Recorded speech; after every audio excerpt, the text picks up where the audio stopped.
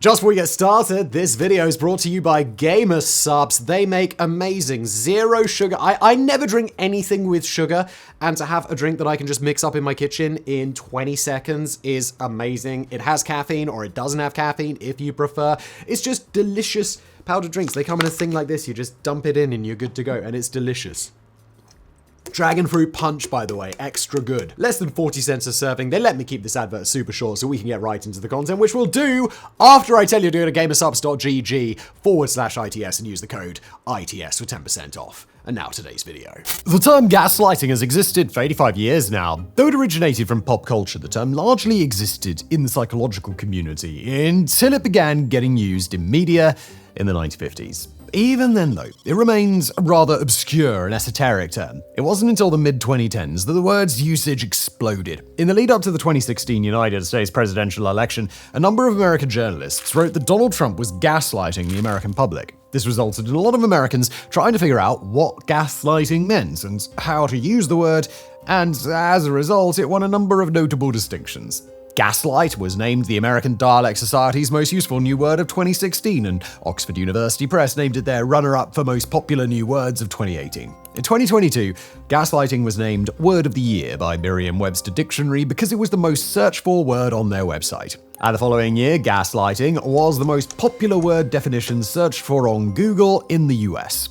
The most Googled word in the UK that year, by the way, was pegging. Since exploding in popularity in 2016, gaslighting has been the topic of countless articles, TikTok videos, and memes. Unfortunately, it has also been used so frequently, and oftentimes incorrectly, that for many, the word has begun to lose all meaning. So today, we're going to look at exactly what gaslighting is, exactly what it isn't, but first of all, let's take a look at where the word comes from. Psychological terms are generally pretty straightforward and descriptive, yet it's impossible to determine what gaslighting means from the word itself. And that's because gaslighting is considered a colloquialism rather than a clinical term, although the phrase does sometimes show up in clinical literature, as there isn't another word that could directly replace it. Gaslighting is one of many behaviors seen in controlling and abusive relationships, but there wasn't a single word to describe this specific behavior until the release of the 1938 play Gaslight by British novelist and playwright Patrick Hamilton.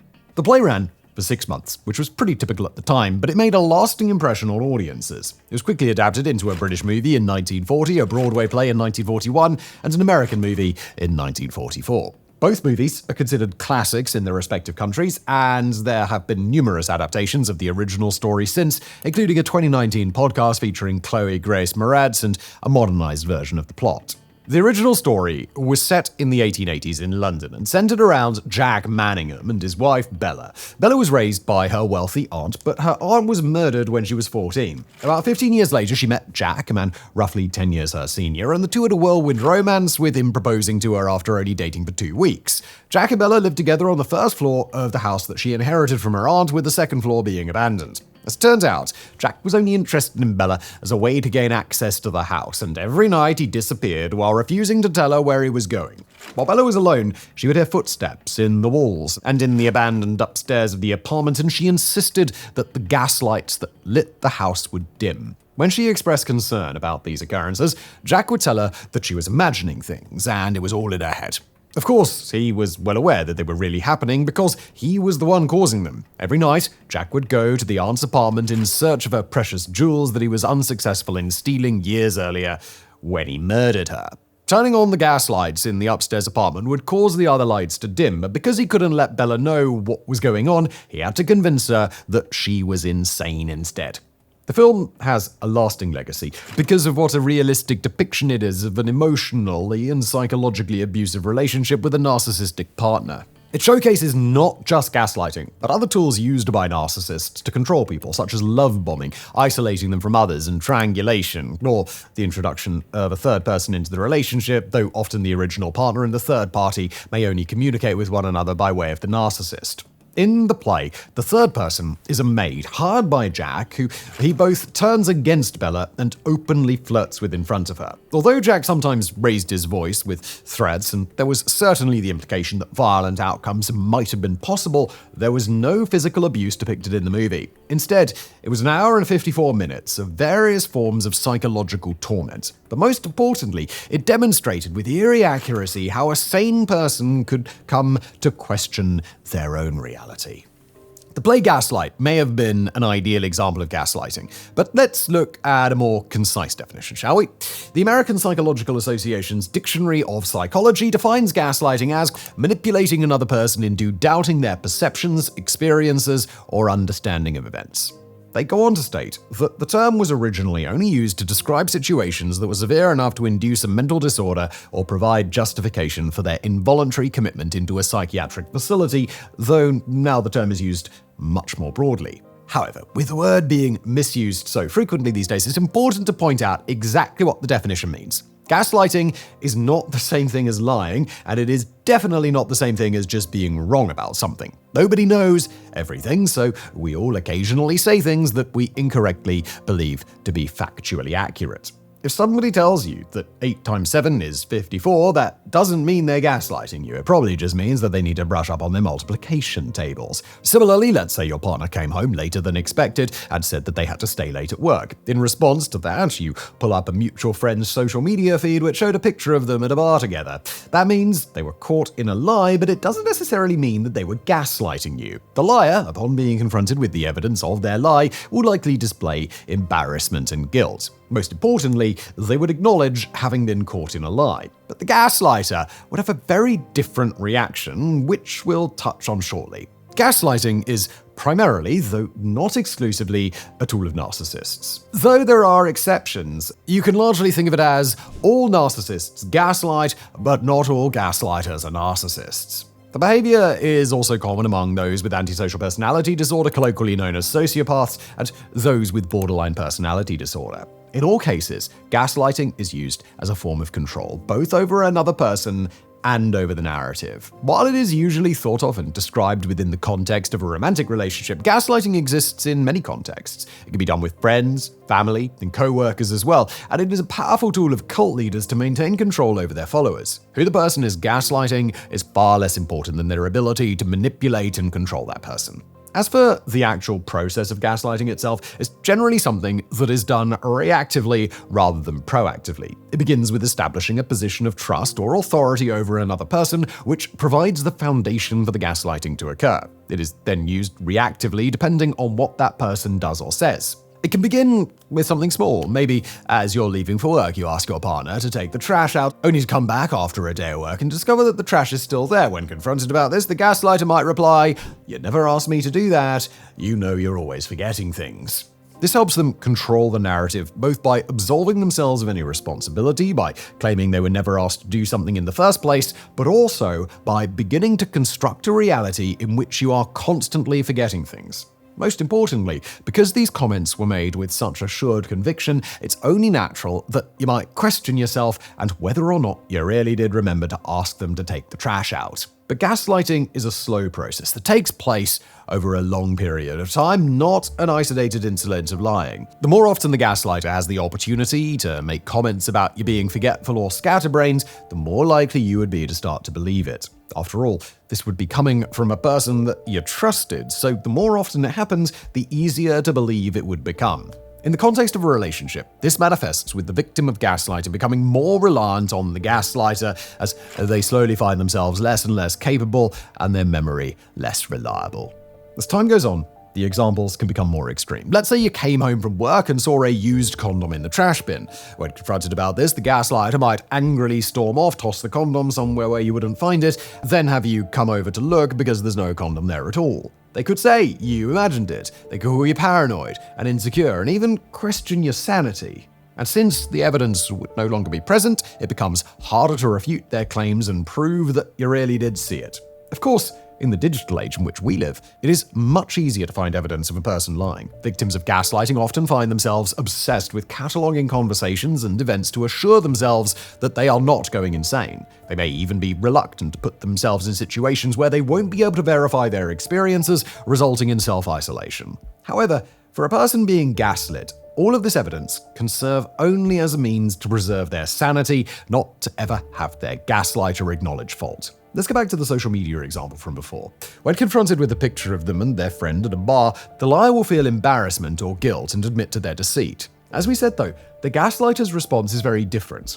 The conversation would no longer be about them lying about their whereabouts. When presented with pictures, videos, or audio recordings to prove that they lied, the gaslighter would instead say something like, "Wow, you really are such a petty and insecure person. What's wrong with you that you feel the need to check up on me like this?" They also might simply hit back with a "how dare you" or call into question the authenticity of the evidence itself. The only way they will admit to anything is by blaming the other person. For example, a person caught cheating might say, "I had to cheat because you're never home and you aren't attentive enough in our relationship. If you were a better partner, this wouldn't have needed to happen." Blaming the evidence and the person bringing it, rather than addressing the lie that it was evidence of, only serves to confuse the issue. But that was the whole point. The goal of gaslighting is to leave a person full of confusion and self-doubt, questioning their own reality. And after an extended period of being broken down bit by bit, it can become difficult for the victim to recognize what's happening. But even if a person does realize they're being gaslit, it might not necessarily help. When someone says something about you or your actions that you know to be false, it's fairly normal to get angry as a result. However, as the situation escalates, the more angry the victim becomes, the calmer the gaslighter might become as a result. They may then calmly and derisively say, "What's wrong with you? Why are you always so sensitive and overdramatic?" These interactions can make the victim appear emotionally unstable even to themselves, and this false perception that they are somehow the problem can cause them to fear losing the other person, resulting in a greater reliance on the gaslighter. None of these tactics are something that anybody is typically immune from either. While some people may be more vulnerable to gaslighting, such as those who are codependent, anyone can fall victim to this sort of abuse. Everything happens so incrementally over such an extended period of time that it's imperceptible to the victim. They are unlikely to realize anything even changed at all, even if it is obviously apparent to others. Unfortunately, feedback from other people does not always help. The victim will frequently defend their gaslighter against any accusations, and if they repeat any of the feedback they were given to their abuser, they can expect a response like, "Your brother is always putting crazy ideas in your head, you should really stay away from him."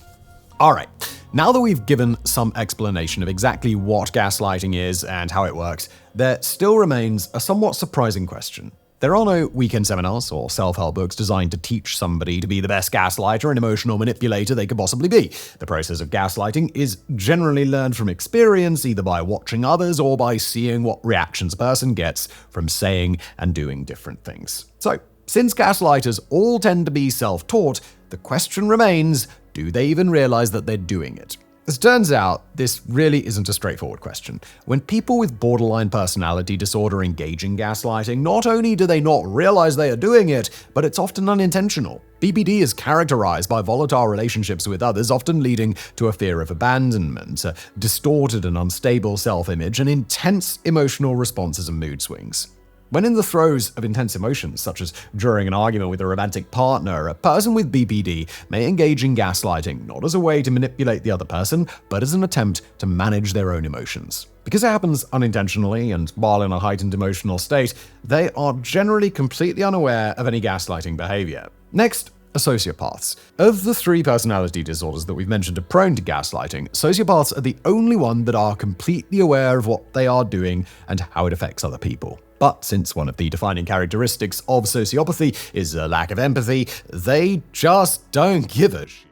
If a sociopath desires to manipulate or deceive a person, they recognize that gaslighting is just another tool in their toolbox for doing so. We mentioned earlier that gaslighting is usually done reactively, but sociopaths are more likely to engage in proactive gaslighting. These are calculated, strategic plans put into place to make someone question their own sanity. That doesn't mean that these plans have to be particularly elaborate, as it could be something as simple as hiding their car keys or other belongings to demonstrate the other person's alleged forgetfulness. But no matter how small the act may be, These proactive plans demonstrate a clear cognitive understanding of what they are doing, what effect it will have, and how it can be used to their advantage. And that just brings us to narcissists, where things get even more confusing. Unlike with BPD, where the gaslighting behavior is usually unintentional, narcissists do these things intentionally. However, unlike with sociopaths, the narcissists are generally believed to be unaware that what they are doing is gaslighting.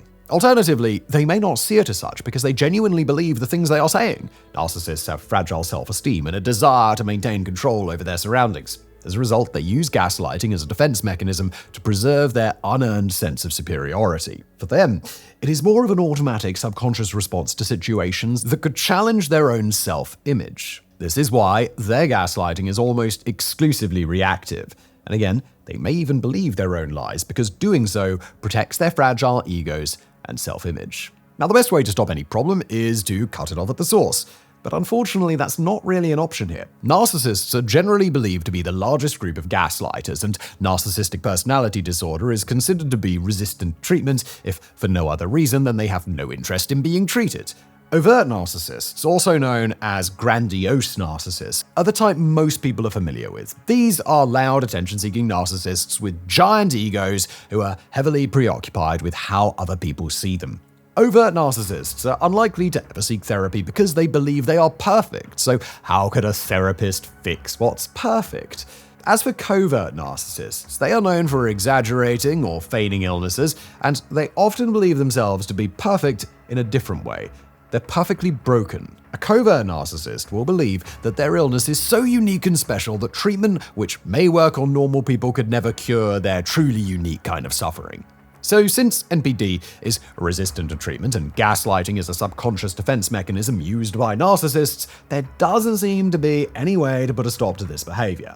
Instead, if a person believes that they're in a gaslighting situation, the best thing that they can do is get as far away from the gaslighter as possible. Now, that can be a lot easier said than done, especially since the entire purpose of gaslighting is to control a person and increase their level of dependence, but escaping the situation and cutting them out of your life as much as possible, ideally entirely, is the best possible course of action. Confronting them with evidence of their lies never works, as they aren't going to listen to what their victim has to say and will instead just continue gaslighting them. This has led to many people to attempt to write long letters or emails as a way to ensure that everything they have to say gets heard, but it isn't any more effective. Instead of being heard, they're more likely to receive a long response explaining line by line why everything they said is wrong and how crazy and irrational they're being.